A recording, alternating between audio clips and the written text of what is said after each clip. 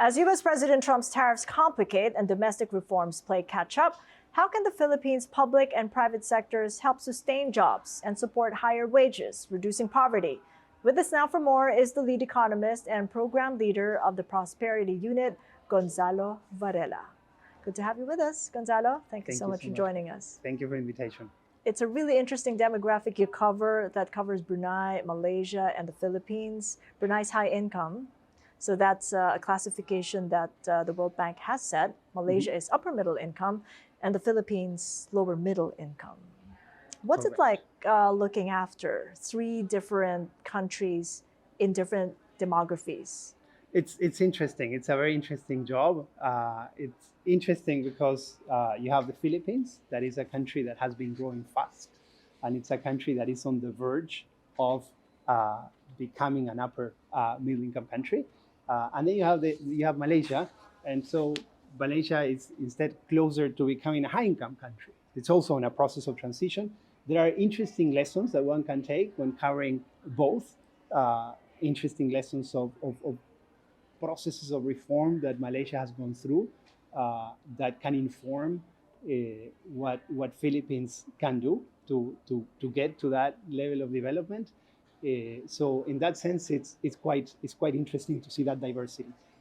There are some similarities in processes of growth, but also there are some contrasts that we see and we learn from that diversity. One of the key, or one of the nice things of working for an international organization like the World Bank is that you get to learn development experiences across different countries, and from that you extract lessons. You extract patterns that hold across the world, and then you can see how they adapt to local context, because local context always matters. So, nice job. Heterogeneous, difficult, but very nice. You know, these days the Philippines is being pitted against Vietnam. Ever since you came out with the updated classification, Vietnam is $6 short of becoming upper middle income. The Philippines, $26 of becoming upper middle income. That's correct. What lessons do you draw, and how does that inform you of why the Philippines is lagging? So I wouldn't say the Philippines is lagging. If you look at the last 15 years in the Philippines, and you do two comparisons, it's important for countries. It's important to compare their performance against themselves in the past and also against others. The two comparisons are relevant. They're relevant for people, they're relevant also for countries. And if you look at what the Philippines has been doing over the last 15 years, it's quite remarkable. Growth over the last 15 years accelerated.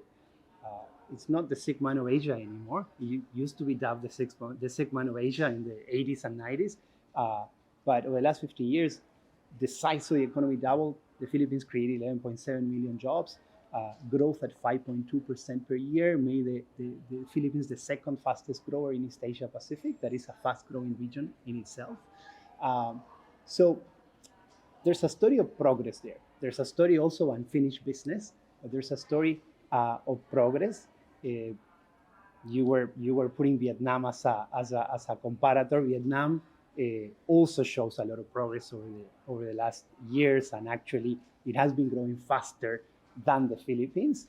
But I think from both countries we can learn how reforms can be processed and what more can be done actually to keep growing and make that leap and make that transition to upper middle income status. As you say, it's a story of an unfinished business. And I've spoken with JC Punong Bayan of UP Diliman, and he did have a column in Rappler saying, while transitioning into upper middle income is going to be great, a great headline.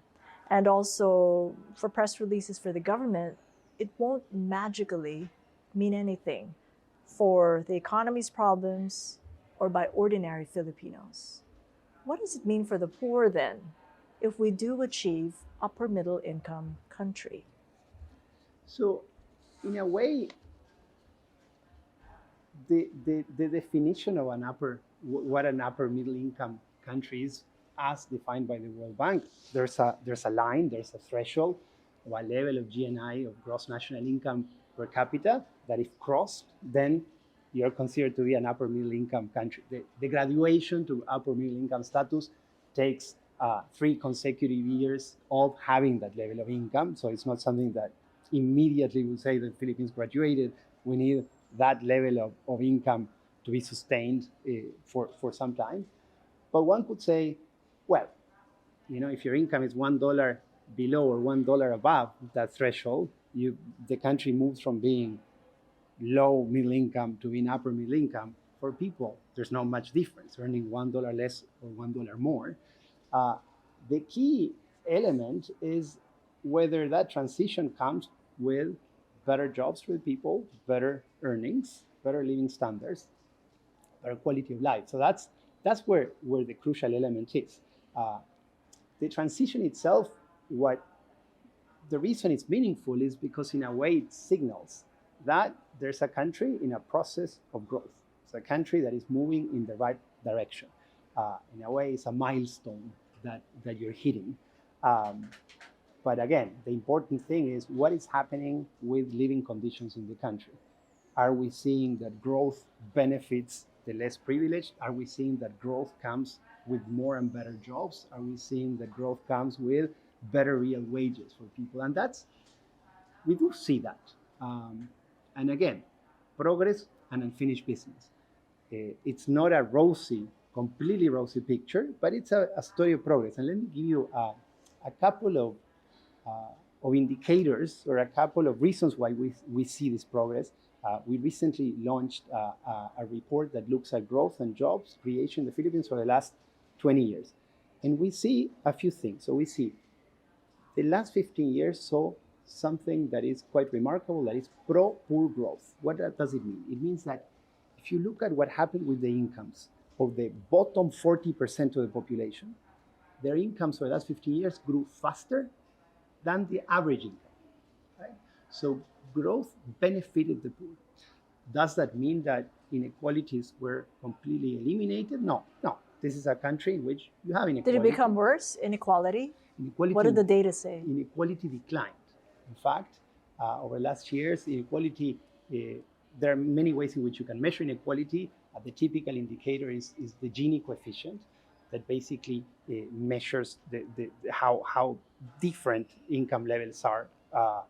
And what we see is the Gini coefficient has declined over time and is a consequence of growth having been pro-poor, of growth having been higher for the bottom 40% of the population than for the average and for the top. So pro-poor growth led to a decline in inequality, led to improved living standards of the poor.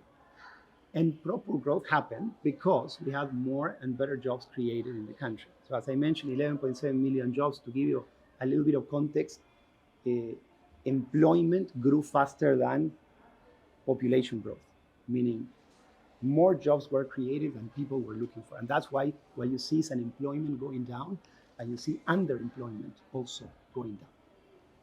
So these are things that mark that living conditions improved. Over the last 15 years, real wages, the purchasing power of earnings of people increased by about 24%. That's also a substantial increase. So these are things that show that living conditions are improving. Perhaps much more than saying, okay, we moved to upper middle income status, we crossed that threshold by $1. Right? No, real wages last 15 years, 24% higher, pro-poor growth, also spatially balanced growth. This is something that marks a difference from what we were seeing in the first decade of the 2000s in the Philippines. In the first decade of the 2000s in the Philippines, growth was driven by growth in Metro Manila. What we see in the last 15 years is growth being driven by growth in low and middle income regions. And that's a good thing. The fact that you have that living conditions are not just improving in a specific area of the country, they're improving across the country. So these are signs of progress. Right, but let's take it from the point of view that the World Bank is seeing robust growth, yes, but that growth is decelerating. And the finance secretary himself said 6% ain't going to make it, we're going to be growing below that. And the recent unemployment report, just before you released the jobs growth report that you mentioned, the May employment report came in. And in there, I was speaking with Ateneo de Manila's Luis Dumlao, and he told me that all of the 1.4 million or so jobs created were low quality jobs, and that the 360,000 plus employed were downgraded to underemployed. How do you make that out? There are a couple of things in what you mentioned. Let's start with growth decelerating. And growth is decelerating. We're seeing that growth decelerating. This year, we're projecting growth to be at 5.3%. That's lower than what we observed last year. But that's not just the Philippines. The reason why growth is decelerating and the reason why our forecast is lower this year than it was last year for the Philippines is because the global economy is decelerating. And the Philippines doesn't live in isolation. The Philippines cannot defy gravity for too long. We are seeing a global economy that is weaker. We are seeing a global economy that by 2027, given our projections, this decade of the 2020s is going to be the lowest growing decade since the 1960s. So a deceleration of the global economy means that domestically, the Philippines will also grow a little bit slower. But note that we also expect the Philippines to continue being the second fastest growing economy in East Asia Pacific. So decelerating growth, yes, but global conditions are tougher. And because global conditions are tougher in a way that gives you a good reason to accelerate domestic reforms so that you try to ensure that you get growth going by getting better at home. That's on the growth deceleration. But you also mentioned something about job quality. And here, there are many ways one can think about this. Perhaps to be clear, we can think about, in general, we can think about this type of economic processes as from a glass half full or glass half empty point of view. Are average wages relatively low? Yes. Is the average job that people can have access to relatively low productivity? Well, in absolute, yes, but that doesn't tell us much. What tells us more is how has this been changing over time? And what we see is that, again, last 15 years, let's take a long-term perspective. Looking at what happened yesterday, what happened today, sometimes it's tricky. But if you take a long-term perspective, what you see is a lot of jobs improving quality. The ratio of employment in firms, wage employment, that's a type of job that is typically better than those that are self-employed in informal activities. Wage employment increased from 53 to 64% of total employment. That's an improvement in employment quality. People moved from being self-employed in agriculture, in sector that has the lowest level of productivity, to being employed in domestic services or in construction. Domestic services and in construction are not the sectors that pay the highest wages ever. No. But earnings there are higher than in agriculture. So those that left agriculture and moved to work in the gig economy, domestic services, Grab drivers, anchors, they're still not making large incomes, to be sure, but they're making more than they were making before. So there's a process of, we call structural transformation. Workers leaving lower earning activities into higher earning activities. So there's still a lot of space for progress. Yes, this is a country at middle income level, right? So it could do much better than this. But progress is happening. Jobs are getting better. Earnings are going up. As you made a mention of global policy uncertainty, that's what's embattling everyone right now. The Philippines now pegged at 20%. We started from 17%. And right now we're seeing that neighboring Vietnam has come all the way down to 20%. And most recently, Indonesia at 19%. So relative terms, it looks at the onset that the comparative advantage that the Philippines could have had is gone when we talk about Trump's tariffs alone. So what impact might that have in that pace of progress the unfinished business that we have to do, making it more difficult for us to actually carry out domestic reforms. Right. So these things are under negotiation. So nothing is confirmed yet. So until then, let's wait and see what actually happens. But the key principle here is if if there are more if there's more protectionism out there are more barriers for Filipino products to reach external markets. That there's not much you can do. You can negotiate, right? And so try to lower those barriers. But the thing that you can do, and here is an area in which we have done a lot of work. So what you do when someone else imposes a trade barrier on you? What is the optimal response? And what we systematically find is that the optimal response is to reduce costs of doing business at home. Let me give you an example. It's true, there may be increases in trade barriers abroad. And we may focus on that and talk a lot about that. But truth is that a firm that comes to set shop in the Philippines from abroad, it requires 106 days to get registered. It takes 106 days for a foreign firm to be registered here. We can focus on streamlining that process.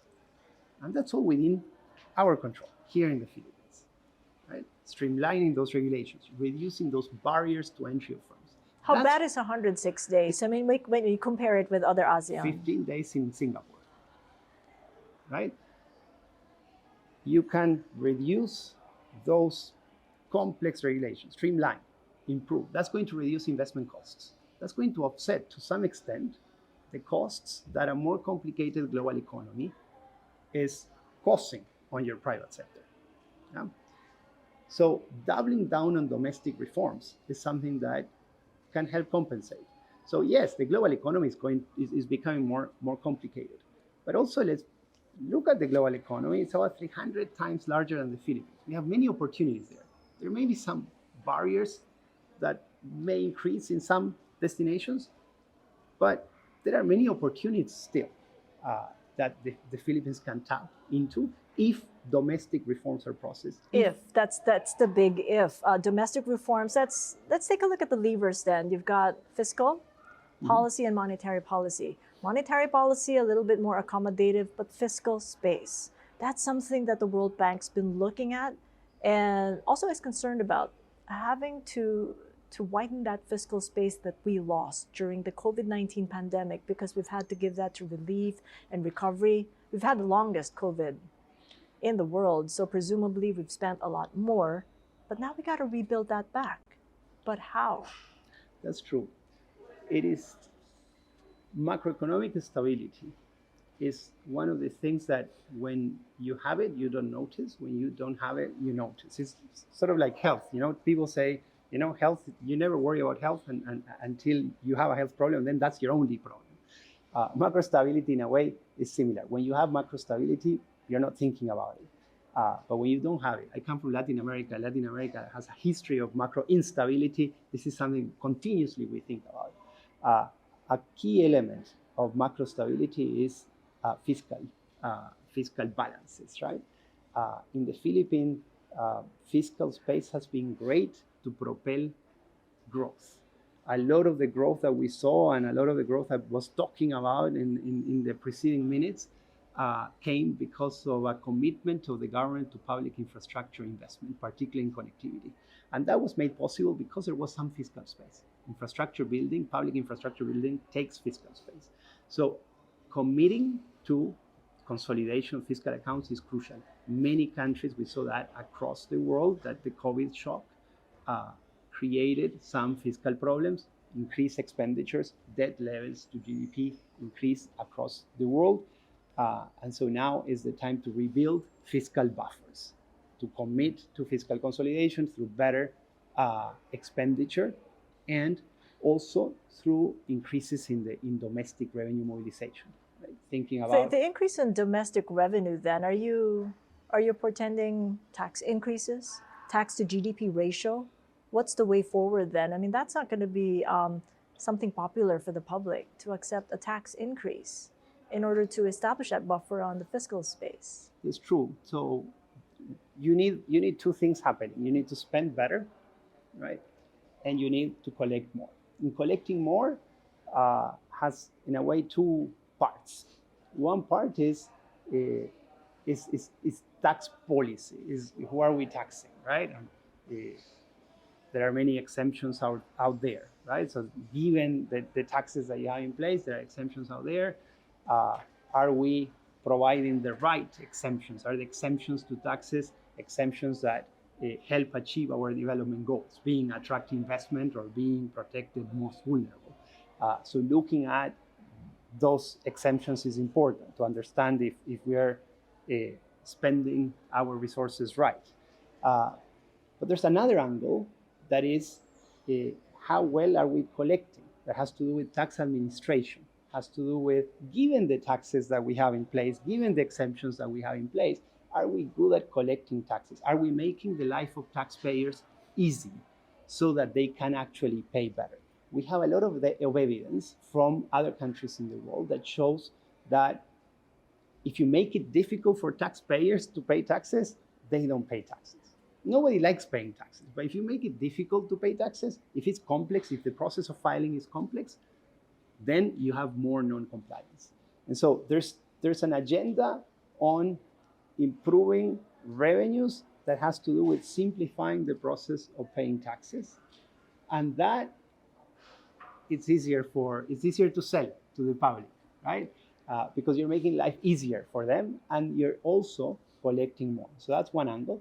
The other angle, as you mentioned, yes, it's on collecting more revenues because you broaden the base of taxes. And that is something that down the line, the Philippines will need to consider. And there are some measures that have been enacted, right? Digital sales taxes, for example, an Netflix tax. So these are measures that are likely going to help with revenue collection. But the key point here is you need fiscal space, you need to collect more, and you need to spend better, because that way you're going to be able to protect growth, because you're going to be able to protect spending on two key areas. One is public infrastructure and connectivity. This country has a big infrastructure gap. So that we show with evidence that public infrastructure spending over the last years was a propeller of growth. And the other aspect in which you also need to invest is in human capital. You don't get good quality growth if you don't spend well in human capital development. And this is another area in which the Philippines has a lot to do. Where does the World Bank stand when it comes to CMEPA? That was recently launched July 1st at the Philippine Stock Exchange. It meant lower transaction taxes, so encouraging a bigger base to invest in the capital markets. But on the other hand, as taxes were lowered there was an increase in tax for time deposits. Right. So that measure in particular, what it does is it reduces distortions that were arising from the fact that you had different tax regimes for similar transactions. So there's a unification of the tax regime there that reduces distortions and facilitates transactions. So that is a reform that we believe is going to be a good reform for capital markets, but it's going to be a good reform for the country on the land. It's a reform that helps reduce distortions. One of the other side of the coin of reducing distortions is that there are some transactions that were not taxed that are going to be taxed. There were some transactions that were taxed at higher levels that are going to be taxed at lower levels, and vice versa. Yes, it is likely that there are some agents that were not paying before and that will pay now. But overall, in aggregate, what we expect is that this is a reform that will help reduce distortions and improve the way in which capital markets work. But you talk to the ordinary depositor out there. They're paying at a 20% tax on their time deposits. How then does somebody come to them to say it's good for growth, but it's going to be a pain in the way that you save and probably invest your money. Probably the key element to think about is we have a system in which different levels of tax rates created distortions, exemptions created distortions.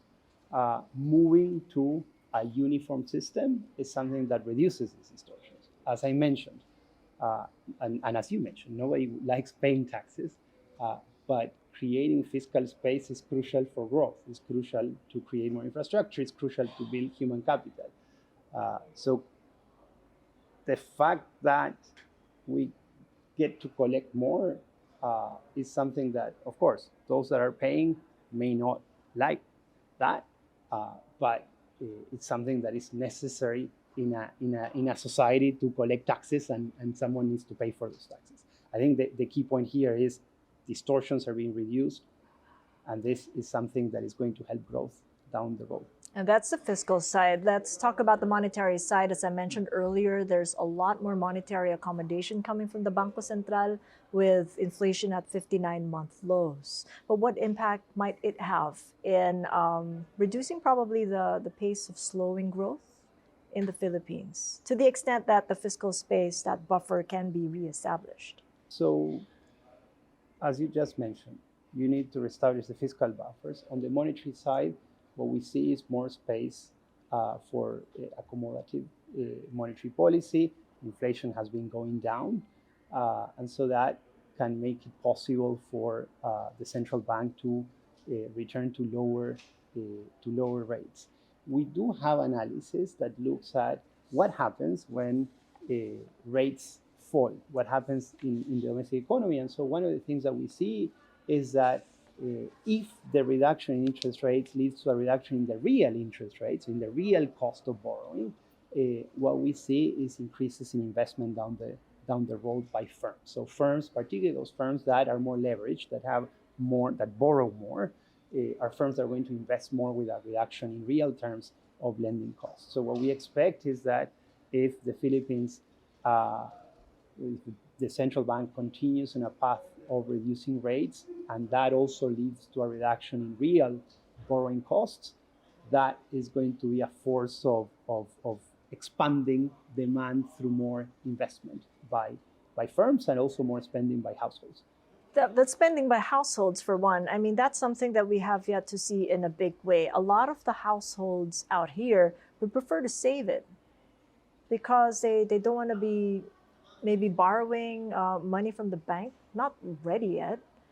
There's a certain fear that it's got to be worked out from households who feel that they should have better jobs in order to afford what they feel is accumulated inflation from 3 years of the pandemic still has to be worked off. Every single household in the Philippines. Consumption has been a robust driver of growth over the last years. Consumption is a large portion of aggregate demand in the country. So you see that the consumer is spending the way they should. It's fully back. The spending is fully back and can support the domestic economy on its own. So as long as consumers are confident about their future earnings, about the path of the economy, and borrowing costs are relatively going down, are lowering, what we are going to see is consumption to continue expanding. Consumption has been a force for growth, and we expect in the medium term to continue being so. There may be cyclical movements on what happens with consumption. If there are changes in consumer confidence, right, then people may save a little bit more. But over the medium term, we expect in this economy consumption to remain robust. Taken together, we've talked about the ways to jumpstart those domestic reforms, fiscally and monetarily, if you will. Maybe pick a case study of where it is working and where we can find inspiration from in a way that would jumpstart growth here in the Philippines, decelerating growth, reversing, because it's working out. There's ease of doing business in this kind of an ecosystem. where would you look at, and what have you been monitoring here in the Philippines that gives you that positivity that that's what we're lacking and that's what we need to do at scale? Okay, so let me give you a case study from another economy, right? And let me then come back to the Philippines and give you an example of an area in the Philippines in which we're seeing changes happening. Chile. Chile is an economy, is at high income level, right? Close to that threshold. And it's an economy that is in a region that is highly protectionist and unintegrated. Right? Latin America, Argentina is pretty close. Right? It's a closed economy. Latin America in general has been a closed continent. But Chile has committed to opening up its economy and to diversifying its economy, has committed to macro stability, but also to industrial development interventions to help its economy grow, new sectors come up, but also its economy integrate with the world. And for that, Chile has set up a range of international agreements with many countries across the world, and that helped Chile reduce trade costs, reduce investment costs, attract investment in the economy, and also expand its export sector quite dramatically. All of that while maintaining some degree of macro stability across different administrations of very different political orientations. But the institutions remain, the key commitment to reform remain. That's a nice story to look at. How a country that is located in a context in which neighbors are not particularly open to trade a lot says, okay, we're going to look far away if needed, and created a network of opportunities for its firms, its people. So I think there are many things that we can learn from Chile, and I think that relates to what we see happening also here more incipiently in the Philippines. You mentioned several times trade barriers that may be erected across the world. But one thing that we are seeing that the Philippines is doing is trying to expand its network of trade agreements. It's currently negotiating a free trade agreement with the European Union. It's negotiating with Korea, with Canada. And that will expand opportunities for firms from the Philippines to be able to trade and learn and get scale, get larger markets. Right? This is an agenda that is very important to expand, to accelerate, to get these reforms, to get these agreements implemented. These agreements do also more than just reduce trade costs. They also help process domestic reforms that are tough. For example, agreement of the free trade agreement with the European Union. Vietnam signed a similar agreement a few years ago. One of the things these agreements reduce tariffs, right, at the border, the cost of crossing borders for goods, right, reduce import duties. But they do much more than that. For example, they open public procurement markets. In this case, Philippines, EU. They open public procurement markets in the EU to Filipino companies, and vice versa. That means that you have opportunities for Filipino companies to supply to governments that are big spenders, the European Union in particular, goods and services. So opportunities there. How do you tap into these opportunities? So can you transform that agreement in paper to be something that actually leads to better opportunities, better jobs, more incomes for Filipinos? Look at what Chile did in this area. Get the agreement, but at the same time, ensure that you have export promotion agencies that are helping, that are hand-holding, particularly small and medium enterprises. Saying, okay, we have this agreement, this creates an opportunity, and we're going to help you through the process of selling in, say, Italy, Spain, Germany. We're going to help you identify what are the standards you need to comply with, how do you comply with the standards, how do you get to bid for a government contract in the European Union. These things are not easy to do. It's not that you sign the agreement and then everybody gains. No, you sign the agreement and then there's a lot of work to get the firms to take advantage. Look at what others have been doing. Chile is an example. There are many others that have set export promotion agencies, investment promotion agencies that help implement these agreements to a level that brings gains for many. And this is something that the Philippines should be thinking ahead, given that it has this pipeline of agreements coming in. Would a free trade agreement with the US then solve the problem of competitive advantage? So the agreements in the pipeline are with the European Union, Korea, Canada. If indeed an FTA would be ironed out between the US and the Philippines, what good would it do? Well, it depends on the conditions of the free trade agreement. In abstract, it's very difficult to tell. In the case of the European Union, it's easier because we know the template, we know the format of the agreement, and so it's easier to know what type of reforms these agreements entail and what are the likely gains from going into these agreements. In abstract, free trade agreements can take many different forms, and some can help and some are just mere things that you sign, but may or may not lead to important gains. I would like to focus on the ones in which we know a little bit more what the context is: European Union, Canada, Korea. And the global value chains we can create following any free trade agreement, and the regional value chains, very importantly, in the ASEAN. So what would it mean to what they often say is the backbone of the Philippine economy, the MSMEs, micro, small, and medium-sized enterprises? Because to what we're seeing, it's a feature, a phenomenon that benefits the economy, but not in a scaled up sort of a fashion that would really redound to more jobs and better ways of living in the Philippines. You're right. Micro, small, and medium enterprises are the fabric of any economy, right? You have many of these firms. They account for a lot of employment. But these firms have a lot of challenges. Because they are small, they find it difficult to get access to finance. And because they get access to finance, it's difficult for them to scale up, to invest, to acquire technology. So in many countries, what we see is that there's a lot of support that is provided so that these firms can actually perform better.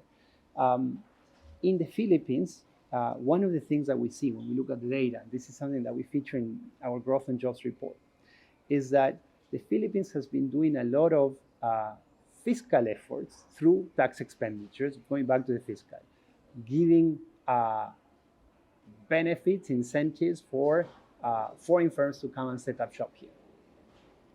As a result, what we see is an increase in foreign direct investment. In a world in which foreign direct investment is falling, the Philippines has been getting more, from 1.5 10 years ago to 2% of GDP. What we are not seeing is small and medium enterprises connecting to these multinationals. And this connection is crucial. This connection, when it happens, and we saw this a lot in Eastern European countries when they integrated more with the European Union, they got multinationals from the European Union countries, and the SMEs, say in Poland, started connecting to these multinationals, and by connecting, they learned. I connect to someone that is more sophisticated, has better business practices, then I learned through that exposure. But also typically multinationals offer lines of credit to the suppliers, the small firms that are suppliers. So that connection tends to help, and it tends to make small and medium enterprises better. In the Philippines, we're not seeing that. So we are seeing more multinationals coming in, but these multinationals are not necessarily connecting to SMEs. So that's a lost opportunity. How do we get these SMEs connect better to multinationals, become suppliers, learn, expand, get access to credit? That's a development agenda, industrial policy agenda, if you want to call it that way. What other countries have done in this respect is to say, okay, let's help these SMEs, not all of them, those that we see that have potential for growth, right? Because not all SMEs have the potential to grow, and we want to use fiscal resources efficiently. So we need to identify high growth potential firms to support. And let's help them to get up to the level that makes them eligible to be accredited suppliers to multinationals, right? In terms of capabilities, in terms of the ability to comply with standards, right? And there are a number of interventions they are called supplier development programs. And these supplier development programs in many countries have proven to be effective in bringing these SMEs to the level required to become accredited suppliers of multinationals. And that, in a way, is an investment promotion policy, because if you have a critical mass of firms in the country that can supply to multinationals, that improves the value proposition of the Philippines as an investment destination. We have a value chain here. You can come and invest because we have a value chain that is established. We have suppliers that are going to be able to work with you, and so you can come and set up shop here. That requires intervention, smart industrial policy to help these SMEs, get up to speed. Supplier development programs is something that Chile has been doing, Slovakia has been doing, Malaysia has been doing. So it's not a new thing. We can learn from international experience what type of intervention works, what doesn't, when to stop, and what type of resources to put in. So this is something that can help SMEs in the country become better, become more productive, and create jobs that pay also better, because it's only productive firms that can pay good wages. It also provides supply for a huge domestic market here, 115 million, but then again, logistics is an issue. What have you seen in the way of logistics that would tell you that that might be a growth avenue as well? It's an interesting question. Logistics is a big issue. And I'm going to tell you two things on logistics, because this is a key point, is a key issue for a country like the Philippines that has complex logistics, archipelagic, and has high transport costs. I'm going to tell you the progress story, and I'm going to tell you the unfinished business story of logistics. Last 20 years, there has been a sharp expansion in RoRo port terminals. Roll-on, roll-off port terminals. What are these? There are port terminals that allow trucks to come, go through a ramp into the boat. It seems like something simple, but actually it's very important because it allows multimodal transport to be cheaper, right? Transport that entails different modes, trucking and shipping. What did this roll-on, roll-off port expansion did in the country? I really like this topic because it entails looking at data very carefully. Three things. One is they expanded dramatically. They expanded with a lot of public funds, but also the public sector got smart at doing this, and so it brought in the private sector in build, operate, transfer type of modalities, BOT. What happened is, as these roll-on, roll-off ports became more prevalent in the country, transport costs fell, and prices of goods, consumer goods, in locations in which these roll-on, roll-off ports were set up, fell. So it was a good thing for prices because transport costs were lower, then prices were also lower. But importantly, what we find when we look at the data very carefully is that in an area of a radius of 100 kilometers around the new RoRo port, so you get a new RoRo port set up, in an area of about 100 kilometers, in a space of about 1 to 2 years, what you see is a sharp increase in the number of firms, in the number of companies that set shop in that area, and an increase in the number of jobs that are available in those firms. So you see more firms and larger firms. Firms increased by 12%, jobs increased by 13% around the area where the RoRo port is set up. So that's a fantastic story. I really like that story because that is behind what we see with low and middle income regions across the country growing faster over the last 15 years because they integrated better, because inter-island connectivity improved. And RoRo ports were a key element of this. And this is why I insist so much in preserving fiscal space to do that public investment, because that public investment is a propeller of development. That is the progress story. But surprisingly, technology through the Roro port terminal made it possible to have multimodal transport, right? Because you have the ramp, truck comes, goes. You still need different permits if you're transporting by truck or by ship or by train or by air. That artificially increases transport costs. In a country like this one, it's like shooting yourself in the foot to have that. You want to simplify that process, and you have to have a single multimodal transport permit system. That is a reform that would reduce transport costs and will also enhance the impact of all that public investment that you made in rural ports or in public infrastructure connectivity. So that is a reform that is very important and that will help. It will help SMEs, it will help inflation go down, because remember, also prices go down if you have lower transport costs. The other important thing is that in the Philippines, we still see restrictions to domestic shipping. These restrictions are called cabotage restrictions.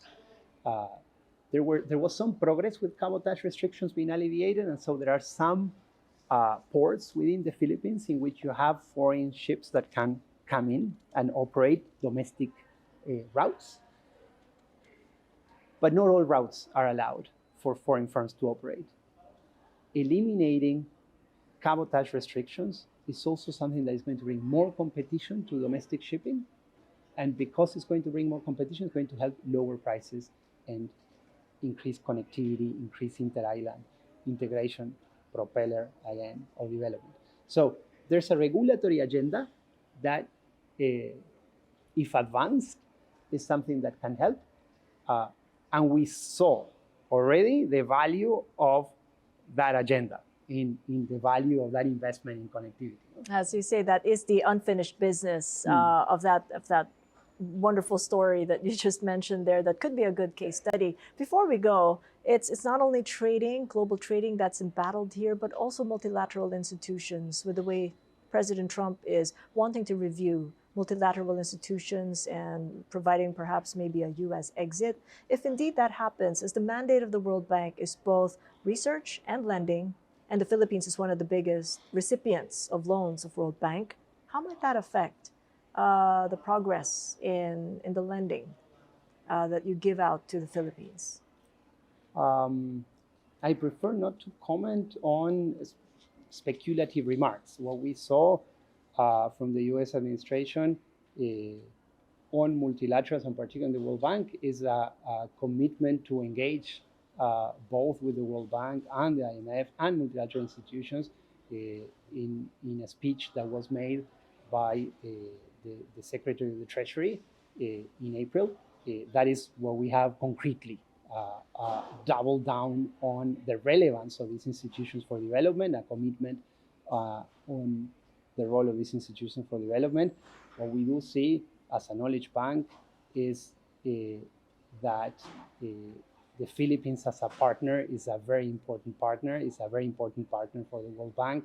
The pipeline has been growing substantially, and we just actually approved our new partnership framework agreement with the government of the Philippines for the next 6 years that guides the areas in which we're going to engage, and we're very happy about it.